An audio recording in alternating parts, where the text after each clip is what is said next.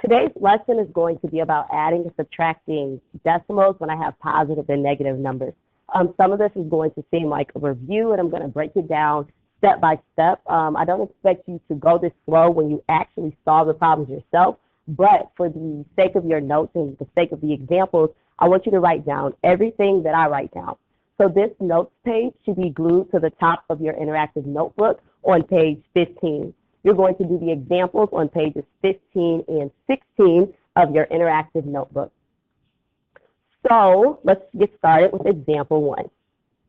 Example 1 is -5 and 7/800 plus -3 and 6/300. It says rewrite subtraction as addition if necessary. It's not necessary because this problem is already an addition problem. Step 2 says put the larger number on top and line up the decimal points. So I am going to write 5.78 and then 3.53 below it. Notice that I lined up my decimal points. Step 3 says to add 0 placeholders if necessary, but it is not for this problem. So step 4 says to determine if I need to add or subtract based on the integer addition rules. For this problem, they are both negative, so I need to add because they are both negative. So let's do it. I'm going to add 5.78 and 3.53. 8 plus 3 is 11. 1 plus 7 plus 5 is going to give me 13. Carry my 1. 1 plus 5 is 6, plus 3 is 9. And then I need to make sure I bring my decimal straight down. And so my last step is to determine if my answer should be positive or negative. Because both of my integers are negative, if I were to put this in the T-chart, everything would have been negative. So my final answer is negative 9.31. All right, let's move on to example 2. For example 2, we are going to add 7.8 and negative 12.789. So step 1 I don't need to do because it's already written as addition. Step 2 says to put the larger number on top and line up my decimals. So 12 would have, negative 12 has a greater absolute value than 7. So I am going to write 12.789. And below it, when I write 7.8, I need to make sure I line up my decimals.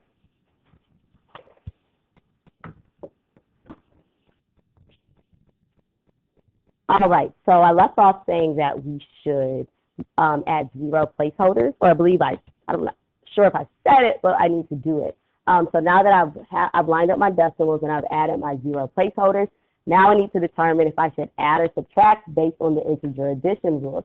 Well, the signs of these two problems are different. So because they have different signs, I need to actually subtract. Right?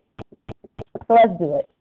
12.789 minus 7.8, and I added my 0 placeholders. So when I subtract, 9 minus 0, 9. 8 minus 0, 8. Can't do 7 minus 8, so I have to regroup. I now have 17 minus 8, which is 9. 11 minus 7 is 4, and I bring my decimal straight down. So now step 6 says to determine if the answer is positive or negative. When I look over here, signs were different. There were more negatives than there were positives. So my final answer is negative 4.989. One thing I want to point out is that even though our past 2 questions have had negative solutions, that does not mean that the solution will always be negative. Please make sure you are writing this down in your interactive notebook. What you will do for this next problem, maybe you can pause the video, try question 3 or example 3 on your own, then pause or play the video to make sure that you have the correct solution. All right, example 3. I have 5.713 minus 6.1.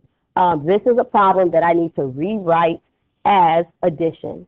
So subtracting numbers means that I am adding the opposite, or a common way of remembering it is keep, change, change. So I'm going to keep 5.713. I'm going to change subtraction to addition, and that positive 6.1 is now going to be a negative 6.1. When I write my numbers, I'm going to put the larger number on top. So 6.1 is larger than 5.713. I'm looking at those whole numbers. 6 is greater than 5. Step 3 says to add 0 placeholders if necessary. Step 4 says to determine if you should add or subtract based on the integer addition rules. If I were to put this in my T-chart, they would be on opposite sides. So that means I need to subtract. My signs are different. So I need to subtract for this problem. I cannot do 0 minus 3. I can't borrow from this 0, so I have to borrow over. This 1 is going to become a 10. I mean a 0, sorry. This 10 now changes to a 9. And now I can do 10 minus 3, which gives me 7. 9 minus 1 gives me 8. And I borrowed from him. I don't have enough, so now I have to borrow from the 6. He becomes a 5, and I am left with 10 minus 7, which is 3. 5 minus 5 is 0, and I need to bring my decimal straight down.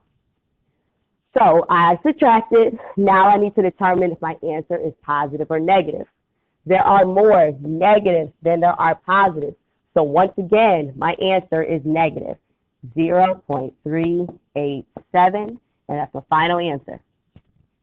One last example. So for this problem, I have 7.56 minus 12.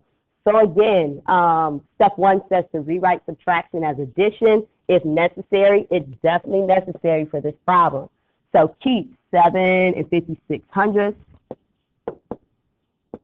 Instead of subtraction, I change it to addition. And instead of a negative 12, I have positive 12. I need to put the larger number on top. So 12, and below it, 7.56. 12 is a whole number. It's like $12 and no cents.